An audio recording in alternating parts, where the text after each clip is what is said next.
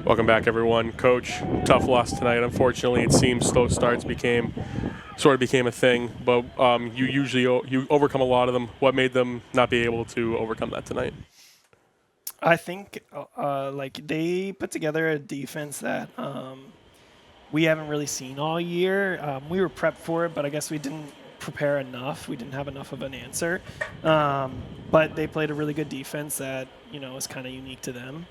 So we didn't necessarily have any games beforehand to kind of prep for it. So just a unique situation that, kind of stifled our offense at least early and put us in a little bit of a bad break. So you talked about that, stifling defense. Were there any other factors that made this game more difficult than the one in the regular season that was also played here?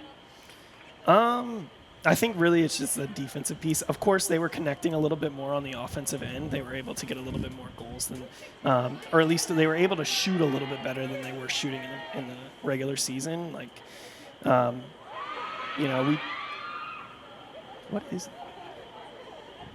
We absolutely needed a little bit more goalie performance. Mabel had an absolute insane game the first time.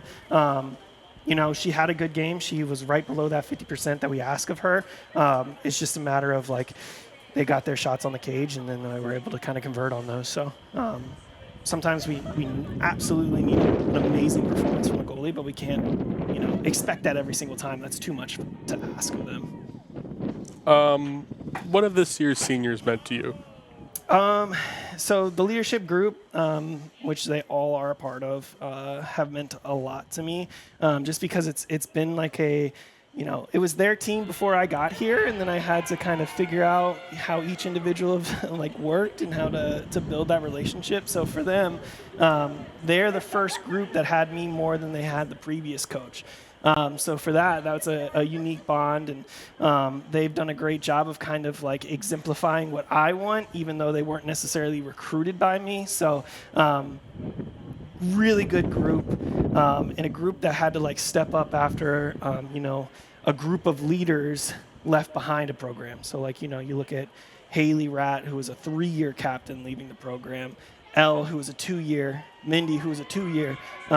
They're really the only captains those kids knew. So to step up into that role and then to be the leaders of the culture moving forward, they set a good tone, which I really appreciate. And they always came with the right attitude, which I really appreciate as well. And so hard to recap the season, obviously, right now. But, what are some key takeaways that you can, bring into the next year, hopefully have a much better result? I think one of the biggest key difference makers for us this year was just goalkeeping performance. Mabel absolutely stepped up. Mabel performed at the second best, save percentage in the conference, and that led us into an opportunity to win a lot of games, put us in an opportunity to keep games tight and close. So she's made a vast improvement. That's a key takeaway. A defense that lost 2 starters, 2 senior leadership pieces coming into this season. They did a great job of keeping a lot of games close. And then we had some freshmen step up on the attacking end. And we had some all-time performances from Chase and Lola, which were awesome to see. And then a midfield unit that lost 2 starters for basically their whole year, all 4 years of or 5 years, I guess, for Mindy and Haley. It's great to see, Lola step into that role from, a freshman, and then Lola Smith to step into that role from a senior converting from attack to midfield. So a lot of people just stepping up and performing well. And I think the culture took a step forward as well this year. You just want that to keep growing and keep getting better. The example set from the seniors in the leadership group the year before was carried by this one. And, it's just a lot of good stuff. And we just have to come back ready and reload and get shooting right away. Coach, thank you so much for joining us, talking with us. Thank you for the season, guys. Thanks for joining us, Coach. All right. Good luck on your exams. Yeah, thank you. The NCAA, driving change to do more for today's student athletes. The NCAA programs deliver $4 billion in scholarships every year. Those D1 scholarships are now guaranteed. Health and well-being services are mandatory. Student athletes get tutoring as well as financial literacy coaching because almost everyone is going pro in something other than sports. The NCAA, driving change to do more for today's student athletes.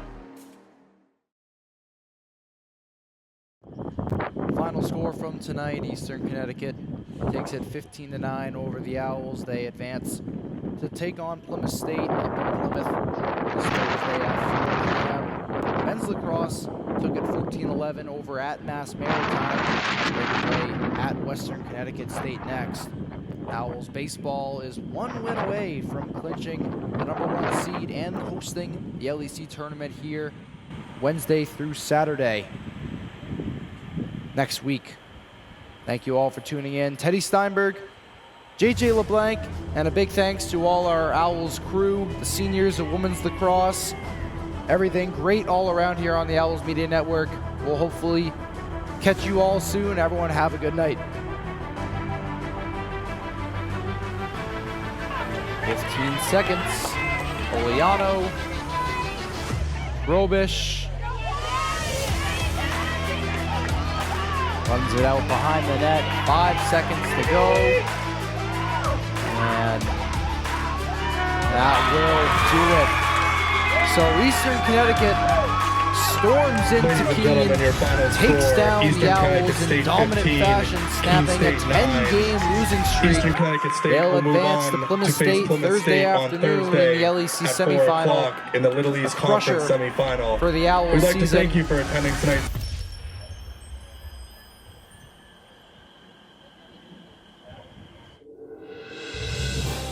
You have been watching a Keene State Athletics broadcast on the Owls Media Network.